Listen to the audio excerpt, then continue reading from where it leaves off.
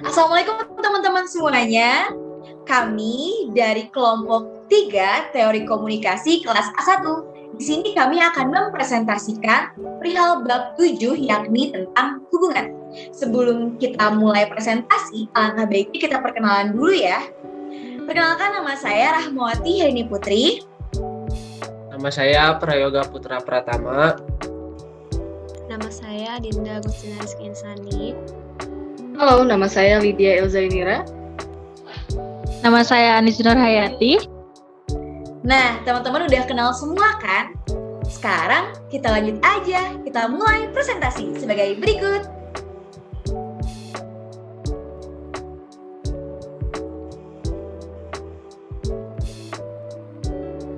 Di sini saya akan sedikit menjelaskan tentang pemahaman saya terhadap tradisi sibernetika. Tradisi sibernetika memiliki pengaruh yang sangat penting dalam cara berpikir akademisi komunikasi tentang hubungan. Dengan kata lain, tradisi sibernetika dapat disimpulkan yaitu dengan mengubah perilaku, perkataan ataupun tindakan atas feedback yang kita terima dari orang lain dalam sebuah hubungan dan dilakukan oleh kedua belah pihak secara bersamaan.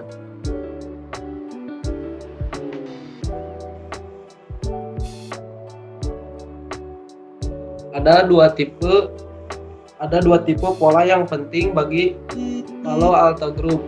Yang pertama yaitu tipe hubungan simetris atau symmetrical relationship. Hubungan simetris biasanya berupa pertentangan kekuasaan. Jika seseorang menonjolkan kendali, maka lawan bicara menanggapi dengan memaksakan kendalinya juga. Sebagai contoh, saya sedikit akan mencontohkan yaitu seperti seorang ayah yang cenderung lebih membebaskan anaknya ketika sudah menginjak dewasa, tetapi seorang ibu masih memberi batasan-batasan kepada anaknya. Yang kedua ada pelengkapan atau komplementari. Dalam hubungan ini, pelaku komunikasi merespon dengan cara yang berlawanan. Ketika seorang mendominasi, maka yang lainnya mematuhi. Ketika seorang bersikap argumentatif, yang lainnya diam. Sebagai contoh seperti lembaga pemerintahan ketika mengeluarkan undang-undang atau peraturan, maka kita sebagai masyarakat harus mengikuti atau bersikap patuh pada aturan tersebut.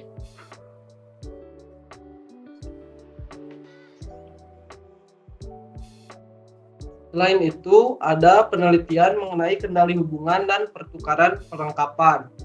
Yang pertama, kendali hubungan atau relation control. Kendali tidak dapat didefinisikan oleh perilaku seseorang itu sendiri. Dengan kata lain, kendali dalam sebuah hubungan tidak bergantung pada tindakan seseorang atau bahkan oleh kepribadian orang itu sendiri. Seperti ketika seseorang membuat pernyataan tegas, orang lain dapat merespon dengan 3 cara, yaitu 1. Menerima pernyataan atau one down. 2. Menolak pernyataan atau membuat pernyataan balasan, one up. Yang ketiga, menolak atau menerima pernyataan tapi memberikan tanggapan yang tidak terlalu mengakui kendali orang lain, atau one cross. Sebagai contohnya ketika seorang KM mempunyai usulan tentang bagaimana cara mengumpulkan tugas, maka ada yang menerima, ada yang menolak, dan memberikan caranya sendiri. Yang kedua, yaitu pertukaran pelengkapan atau complementary exchange.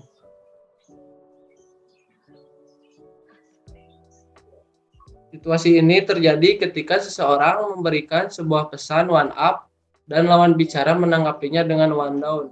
Gerakan ini bersifat pelengkap dan orang yang memberikan pesan one up disebut dominan.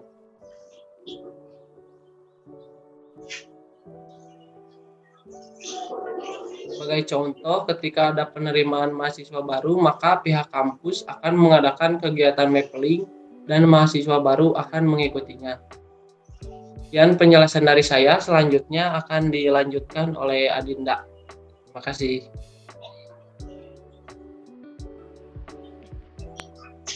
Yang Yang kedua ada tradisi sosiopsikologis. Dalam tradisi sosiopsikologis sangat bergantung pada menggolongkan serta mengkarakteristikkan individu dan hubungan. Memberi perhatian akan pentingnya interaksi yang mempengaruhi proses mental dalam individu. Gagasan utama dari tradisi sosiopsikologis, mayoritas teori komunikasi sosiopsikologis lebih berorientasi pada sisi kognitif, yakni memberikan pemahaman bagaimana manusia memproses informasi. Input merupakan bagian dari perhatian khusus, sedangkan output merupakan bagian dari sistem kognitif. Beberapa tema besar yang berbeda dalam tradisi sosiopsikologis adalah bagaimana perilaku komunikasi individu dapat diprediksi, bagaimana individu diperhitungkan, dan mengakomodasi situasi-situasi komunikasi yang berbeda. Bagaimana perilaku komunikasi mengadaptasi perilaku mereka, bagaimana informasi diasimilasi, diatur, serta digunakan dalam menyusun rencana-rencana dan strategi pesan. Teori penetrasi sosial. Menurut Irwin Altman dan Dalmas Taylor, muncul teori ini untuk mengidentifikasi atau melihat proses peningkatan, pengungkapan, dan keintiman dalam sebuah hubungan.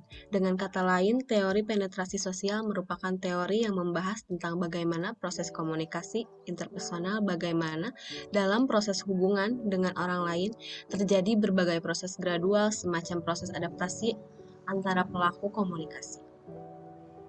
Altman dan Taylor mengibaratkan manusia seperti bawang merah. Maksudnya adalah, pada hakikatnya manusia memiliki beberapa lapisan kepribadian. Jika kita mengupas kulit terluar bawang, maka kita akan menemukan lapisan kulit yang lainnya. Begitu pula kepribadian manusia. Altman dan Taylor menyatakan ada 4 tahap pengembangan hubungan, yaitu 1. Tahap orientasi, terdiri atas komunikasi tidak dengan orang tertentu, di mana seseorang hanya dapat mengungkapkan informasi yang sangat umum.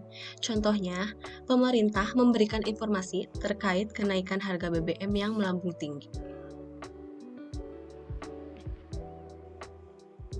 Yang kedua, tahap pertukaran afektif eksploratif, yaitu suatu gerakan menuju ke sebuah tingkat yang lebih dalam dari pengungkapan. Terjadi tahap ketiga. Tahap ketiga yaitu pertukaran afektif, terpusat pada perasaan, mengkritik dan juga mengevaluasi pada tingkat yang lebih dalam. Tahap ini tidak akan dimasuki kecuali mereka yang menerima manfaat. Yang keempat ada tahap pertukaran seimbang. Pada tahap ini telah terjadi kedekatan yang tinggi dengan ditandai dengan pengungkapan pikiran, perasaan, dan perilaku secara terbuka. Dengan contohnya adalah pasangan kekasih akan menggambarkan tahap orientasi kencan selanjutnya. Dengan contoh, mungkin akan menggambarkan pertukaran eksploratif. Pertukaran afektif yang penuh akan terjadi jika pasangan tersebut mulai terbuka serta mulai merencanakan masa depan bersama. Dan dengan pernikahan atau kebersamaan jangka panjang mewakili tahap pertukaran yang seimbang.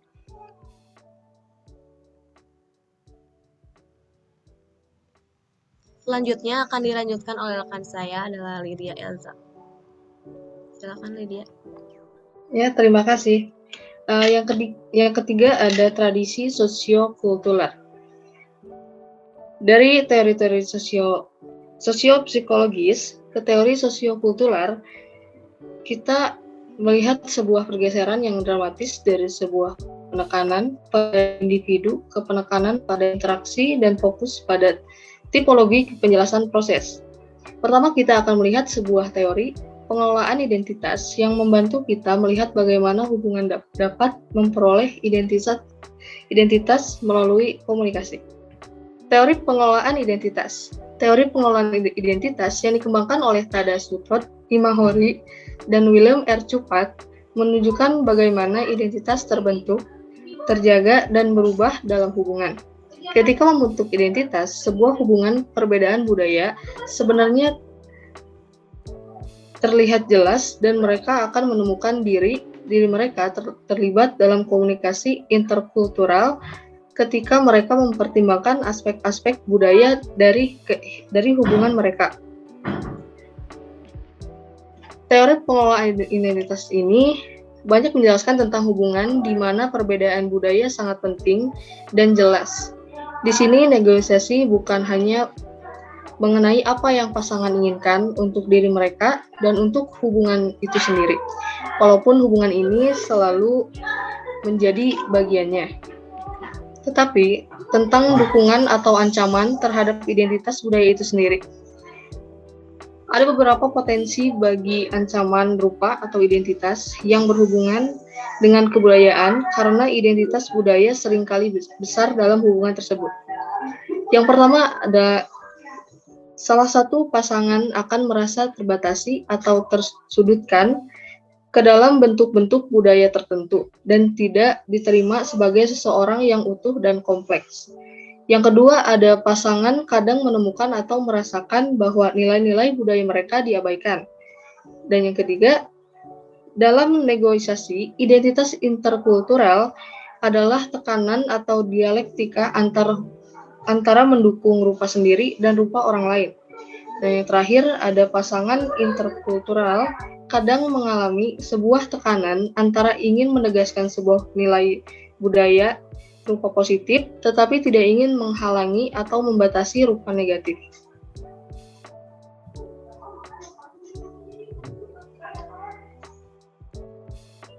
Menurut pengelolaan identitas ini tidak pernah berakhir, tetapi Ima Hori dan Cupat telah memperhatikan bahwa pasangan menghadapinya dengan cara yang berbeda, pada tahap hubungan yang berbeda. Secara khusus, mereka menyebutkan 3 tahap hubungan. Yang pertama, percobaan, yang kedua, kecocokan, dan yang ketiga, negosiasi ulang. Dalam tahap percobaan, pasangan akan menelusuri atau mengamati perbedaan budaya mereka dan identitas budaya apa yang mereka inginkan untuk hubungan mereka. Selanjutnya, ada tahap kecocokan. Di tahap ini, pasangan akan menemukan sebuah tingkat kenyamanan dalam diri mereka sebagai pasangan. Mereka berbagi simbol, aturan, juga mengembangkan pemahaman umum tentang satu sama lain dan tentang hubungan itu sendiri. Dan yang terakhir, ada tahap negosiasi ulang. Di tahap ini, pasangan sudah melewati beberapa masalah, sehingga pada titik ini, mereka memiliki identitas hubungan yang kuat, dan mereka mampu menggunakannya pada tingkat yang lebih tinggi dari waktu-waktu sebelumnya. Dan pada saat itu, perbedaan budaya lebih mudah diatasi karena sudah ada landasan untuk melakukannya. Sebagai contoh, saya mengambil contoh di kehidupan sehari-hari. Saya sering melihat pasangan suami istri yang berbeda suku. Suaminya bernama Anto dari suku Jawa dan istrinya bernama Susi dari suku Sunda. Mereka memutuskan saat prosesi menikah menggunakan adat Jawa, tetapi saat siraman menggunakan adat Sunda. Seiring berjalannya waktu, mereka memutuskan untuk mengikuti atau menyesuaikan diri dengan budaya dari lingkungan mereka tinggal di budaya Sunda. Tetapi di samping itu, mereka saling menghargai dan menghormati budaya masing-masing. Untuk teori yang keempat akan dibacakan oleh rekan saya, Anis. Silakan. Terima kasih. Materi akan saya lanjutkan. Tradisi fenomenologis berfokus pada internal dan pengalaman sadar dari seseorang. Tradisi ini melihat pada cara-cara seseorang memahami dan memberi makna pada kejadian-kejadian dalam hidupnya seperti pada pemahaman akan dirinya sendiri. Pendekatan teori dari Carl Rogers ini lebih membahas tentang hubungan pada diri, yakni semua yang Anda tahu dan Anda rasakan menjadikan itu sebagai pengalaman Anda, dan hal ini yang mendasari bidang fenomenologi Anda. Boleh di next?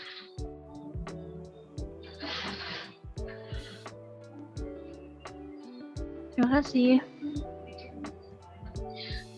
Sebuah pengalaman Anda bisa merubah persepsi dan mengatur kehidupan apa yang akan Anda tunjukkan.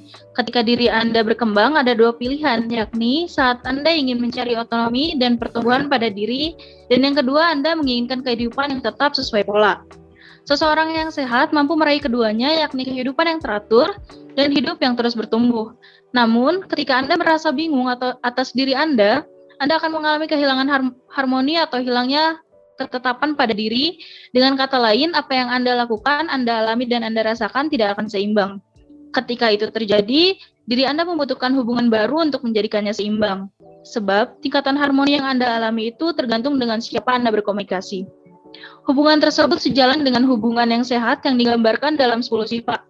Yang pertama adalah saling percaya, yang kedua adalah terbuka, ketiga memiliki sikap positif atau perhatian, yang keempat tolong-menolong, yang kelima memperbolehkan yang lain untuk melakukan hal serupa, yang keenam empati, ketujuh berpengalaman, kedelapan peka, 9 mengabaikan perkataan buruk, yang ke-10 memperbolehkan orang lain berubah.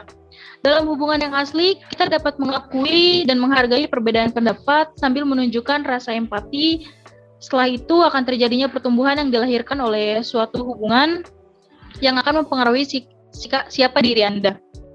Sebagai contoh, jika Anda memiliki ruang lingkup positif di kehidupan Anda, baik di lingkungan keluarga, kampus, dan pertemanan, Anda sering melakukan kegiatan bakti sosial, bergaul dengan orang-orang yang sering melakukan kegiatan beramal, Anda juga mau tidak mau mengikuti kegiatan tersebut. Meski begitu, jika Anda melakukannya terus-menerus, kepribadian Anda dalam memberi kepada sesama dan sikap tolong-menolong akan dengan sendirinya terbentuk akibat pergaulan dan lingkungan sekitar. Untuk materi selanjutnya akan dijelaskan oleh rekan saya. Kepada Rahma, saya persilahkan. Terima kasih Anis. Nah, teman-teman semuanya sudah dijelaskan dari tradisi pertama sampai terakhir, karena ini ada 4 tradisi, beserta teori juga contohnya, maka di sini saya akan mengambil kesimpulan, bukan untuk menyampaikan teori atau contoh, bahkan saya akan menyampaikan secara bahasa yang kita gunakan sehari-hari. Karena mungkin bahasa yang digunakan oleh teman-teman saya ini cukup berat untuk dipahami ya. Nah, jadi di ilmu komunikasi ini memiliki tradisi. Yang di antara lain adalah yang pertama tradisi sibernetika, yang kedua ada sosio-psikologis, yang ketiga ada sosio-kultural, yang keempat ada tradisi fenomenologis. Yang dimana dapat disimpulkan bahwasannya dalam ilmu komunikasi pada hubungan itu memiliki beberapa macam tradisi sebagai saluran atau proses terjadinya berbagai macam komunikasi. Yang pertama ada tradisi sibernetika, yakni tradisi yang dapat mengubah perilaku, perkataan, bahkan tindakan atas feedback yang diterima dari orang lain dalam sebuah hubungan. Yang kedua ada tradisi sosio-psikologis. Tradisi ini adalah gabungan dari ilmu sosiologis dan psikologis, yang dimana gabungan ini dapat dikatakan sebagai ilmu interdisipliner, merupakan kajian mengenai individu sebagai makhluk sosial yang berasal dari kajian psikologi sosial. Yang ketiga ada tradisi sosio-kultural, yang dimana tradisi ini mengkaji interaksi mengenai individu sebagai makhluk sosial yang berasal dari kajian psikologi sosial. Teori-teori dalam tradisi ini bertatap pada perilaku sosial individu, variabel psikologis, efek individu, kepribadian dan sifat, persepsi, serta kognisi. Tradisi ini meliputi fenomena mikro yang berupa individu dan makro, yang meliputi masyarakat, kelompok, bangsa, dan budaya. Dan yang terakhir, ada tradisi fenomenologis. Tradisi ini terfokuskan kepada pengalaman setiap individu, yang dimana hal ini merupakan sebuah proses dalam pengetahuan juga pemahaman atas kejadian yang telah terjadi lalu disimpulkan oleh persepsi individu itu sendiri. Sedemikian kesimpulan yang saya sampaikan, dan sedemikian juga presentasi atau materi yang kami sampaikan kepada rekan-rekan semuanya. Terima kasih, dan semoga ilmu ini dapat bermanfaat untuk kita semuanya. Terlebih saya ucapkan terima kasih kepada rekan-rekan kelompok saya, juga kepada dosen mata kuliah ini.